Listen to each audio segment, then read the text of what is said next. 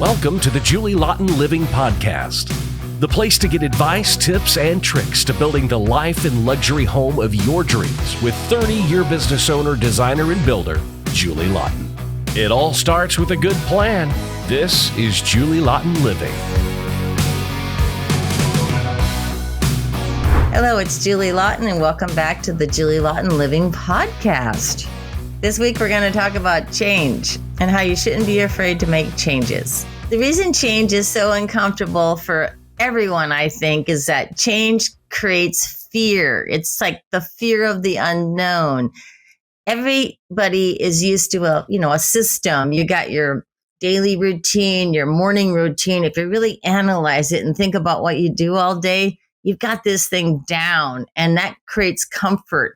And then if you go on vacation, you stay at a hotel, think about what you do. You kind of recreate your house in the hotel room. You put your stuff down, you get it all sorted. There's this whole routine all humans go through to create this comfortable feeling of my day, my routine. Maybe you carry a little rock in your pocket to make you feel better. People have little things they carry around. All these little things you do. Maybe there's cologne you wear. There's something that you do every single day to make you comfortable. But what happens when you work with your designer, your architect, and your contractor and do a remodel or build a house? Guess what? It's a big change. And that's what I was going to talk about and address today, because change is scary, and change disrupts your routine. It just disrupts your brain. Like, oh my God, what's going to happen next? So we go through this so much with our clients. It's like, because we're trying to explain to them, we're going to change this. And now this is how it's going to be this way. And while you're unfolding their dreams and getting it on paper, you're creating a new environment, but that's change. So it's a huge deal. It's huge. How I get past the change, the fear of change with my clients is that we talk about what are we doing to change your world. So we talk about it, and then we take all those dreams and those ideas and those checklists and we put it on paper, the architectural plans, the design plans. So we're taking the change that you want, that you're projecting, because, change is all about projecting what you want. Thoughts become things. So we take the client's dreams, put them on paper, and then we show them, okay, here's what it looks like. So most clients don't understand the space planning concept, but I do that kind of behind the scenes. And so the house flows, and that's the architectural plans.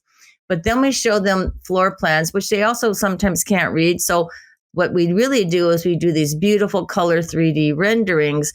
And then we take virtual tours around the house with the 3D modeling available in CAD. And that 3D modeling shows them their house finished so they can visualize living in their new house. And all those dreams of what they want are now in color so they can see it. And once they see it, then they calm down because I get it. And that's exactly what I wanted. And then, of course, while we're building it, they don't have any more fear because they've seen it in advance. There's no surprises with me because, trust me, I know how this process works. And you work with an architect, an interior designer, 5 engineers, and a contractor. And somewhere along the line, someone's not explaining everything in advance. And then you get lost, and then there's fear, and then there's delays, and then there's anger. And then there's, oh my God, I'm so sad. All the emotions come out.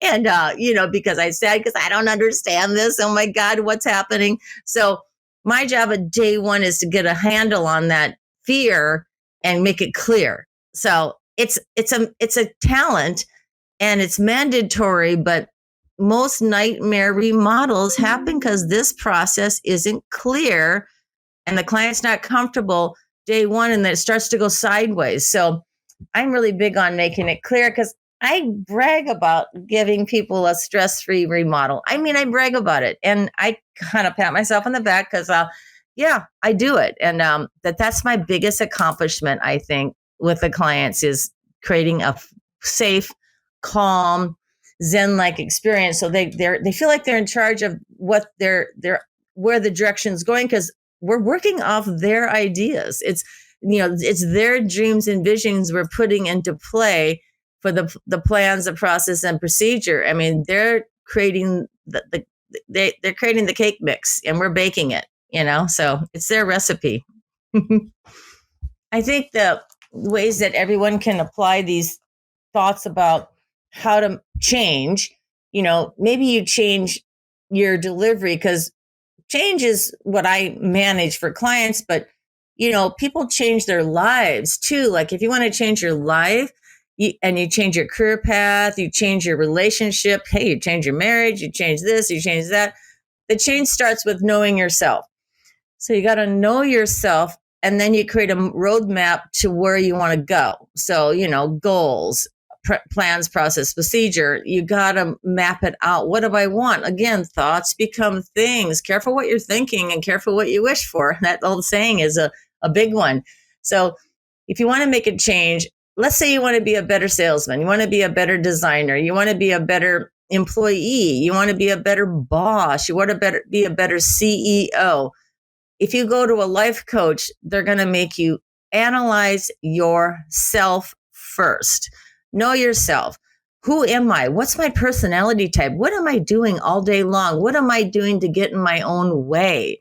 Because usually the problems start with the individual getting in their own way. Some people are too nice. Some people are too negative. Some people have too much ego going on. You got to check where you're at.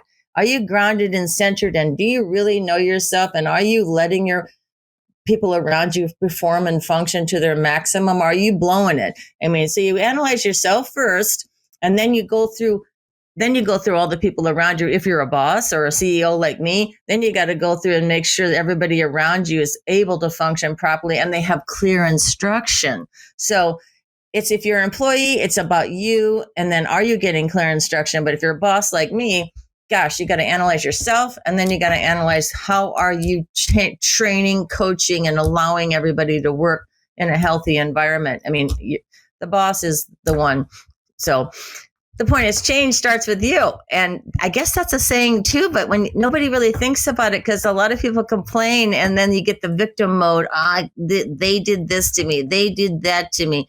Don't go into victim mode, and don't have any shame. So my 2 tips are: don't go into victim mode. Don't have shame for, I screwed up or I effed up.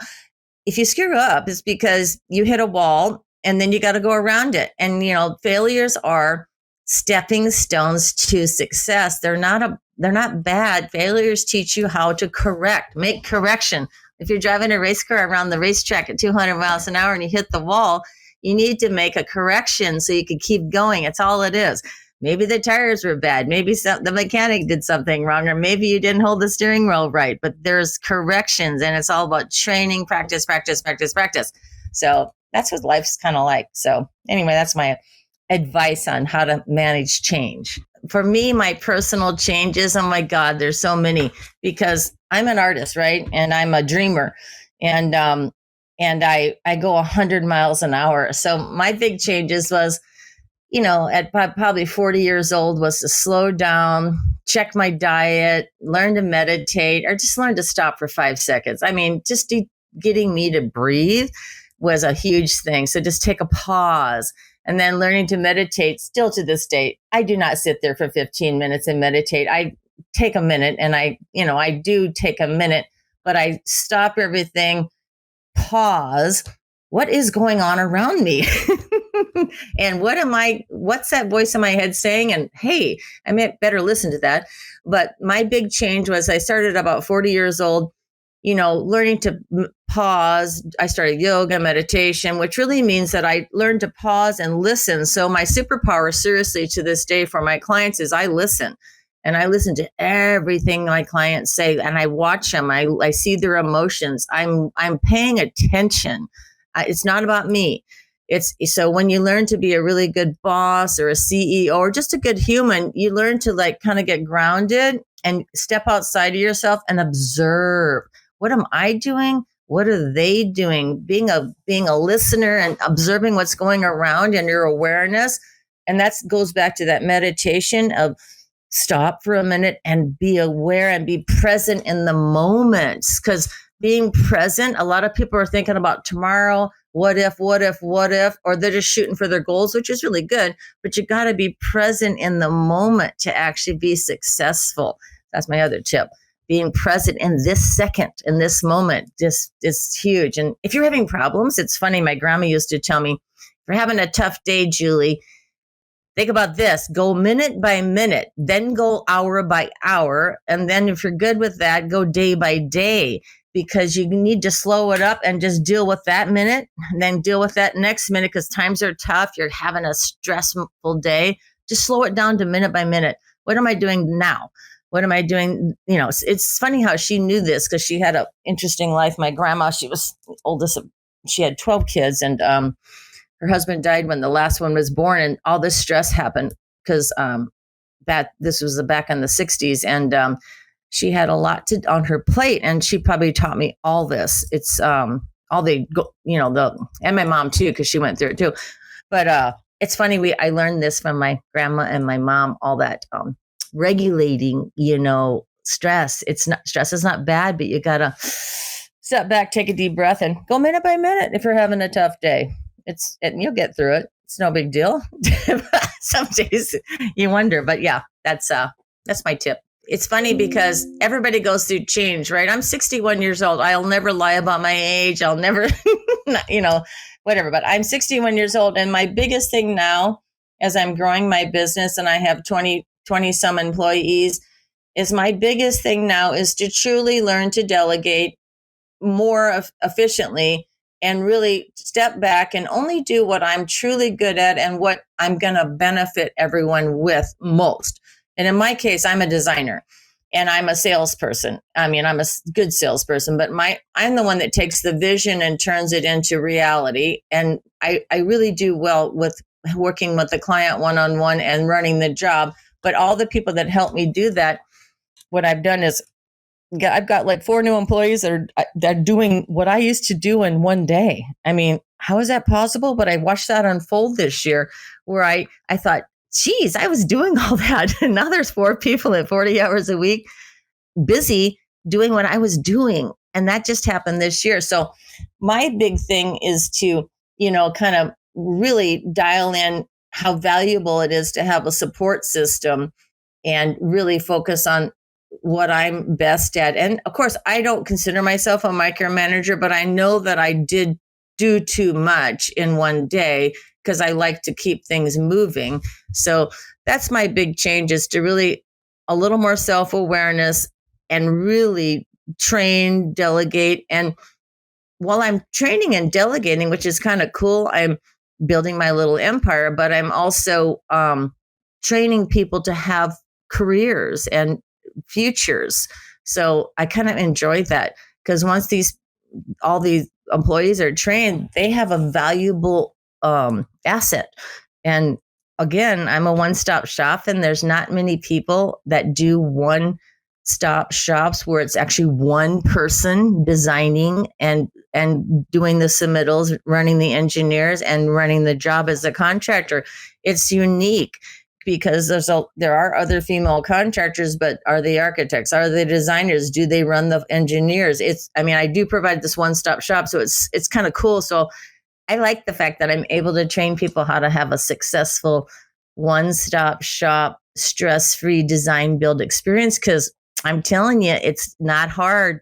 It's not hard to do this, I'm doing. But you got to be conscious, because I don't know any other processes with any other companies that are truly stress-free, and where you don't have to get in there as a client and manage something and, be part of the drama. So anyway, yeah, that's my goal, is to train more people how to do this. Okay, guys, we're going to wrap it up. And then as you all know, change is scary, but it doesn't have to be so scary that it stops you from making the change. The change is mandatory to grow.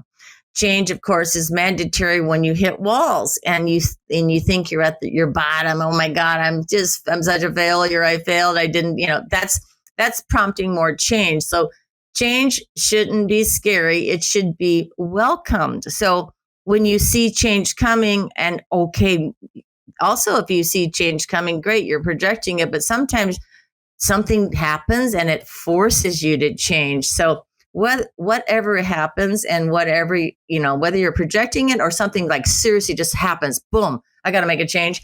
You should welcome that and embrace it.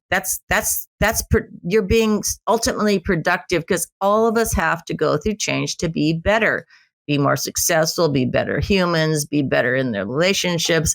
But change should be embraced and welcomed. Don't see it as a failure or a oh my God, a horrible thing. Something dramatic happens. It's another like notch in your belt, and keep moving. Change is stepping stones to success. This is the wrap for this episode, and I look forward to seeing you next week on another brand new podcast. In the meantime, be sure to head over to julielaughton.com for more information on what's coming up next. Thank you for joining us for this episode of Julie Laughton Living. For more information or to connect with Julie one-on-one, visit julielaughtonliving.com. And don't forget, it all starts with a good plan.